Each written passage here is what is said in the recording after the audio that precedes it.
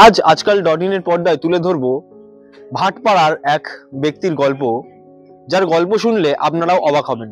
ভাটপাড়ার বাসিন্দা গণেশ চৌধুরী ভাটপাড়া হাউসিং এ ঝাড় দেওয়ার কাজ করেন, কিন্তু তার প্রতিভা দেখলে আপনারাও অবাক হবেন। তিনি 4 কিলোমিটার 5 কিলোমিটারের যে ম্যারাথন দৌড়, সেই ম্যারাথন দৌড়ে কিন্তু ছোটবেলা থেকেই অংশগ্রহণ করেন, কিন্তু আর্থিক কারণে তিনি বিভিন্ন জায়গায় খেলার পরেও বড় জায়গায় যেতে পারেননি। কিন্তু তার ইচ্ছা যাতে তার 3 বছরের মেয়ে একটা বড় জায়গায় যেতে পারেন। তো ছোট থেকেই শিখছিলাম। তারপর বাবা মারা যাওয়ার পর তারপর ঠিক মতন আর প্র্যাকটিস করতে পারছিলাম না। আমি লং দৌড়তাম, 5 কিলোমিটার 4 কিলোমিটার ডিস্ট্রিক্ট খেলেছি। তারপর বারাসাত ভালো রেজাল্ট করলে আর ওইখান থেকে অন্য জায়গায় নিয়ে যেত। সার্টিফিকেট আছে স্যার আমার কাছে অনেক কটা। ম্যারাথন অনেক কটা খেলেছি, অনেক কটা আমার সার্টিফিকেট আছে ম্যারাথনে। আমি ঝাড় দেওয়ার কাজ করি সুইপারে। আমি এই ভাটপাড়া হাউজিং এর মধ্যে কাজ করি কন্ট্রাক্টর আন্ডারে।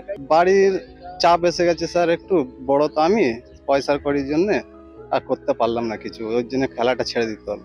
এখন আমার মেয়ে আছে, মেয়েটাকে ইচ্ছা আছে ওনাকে শিখাবো। 3 বছর 4 মাস বয়স আছে মেয়েটা। কেউ যদি করে সহযোগিতা তাহলে ওই মেয়েটাকে আমি চেষ্টা আছে কি ওনাকে শিখাবো খেলাধুলা। আমার বাড়ি স্যার ইস্তিরপাড়া মনসাতলা।